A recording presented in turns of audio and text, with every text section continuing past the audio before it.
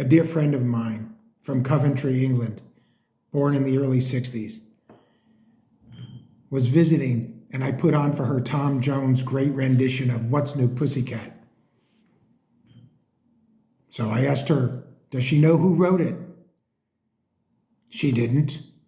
I told her Burt Bacharach and Hal David wrote that. She said, that's impossible. So I showed her. Isn't that something?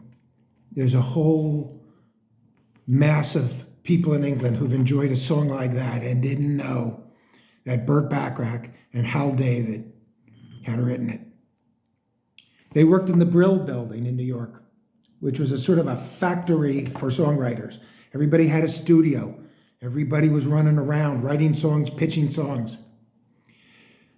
Stoller and Lieber were there. Everybody was there. My father worked there sometimes. Hal David was a good Jewish boy who was a little bit ashamed of being a lyricist. So he would get into a suit and tie and have an attaché case and take a train in from Long Island to go to the Brill Building to meet with his partner, Burt Bacharach, who was also a Jewish kid, but not like Hal David.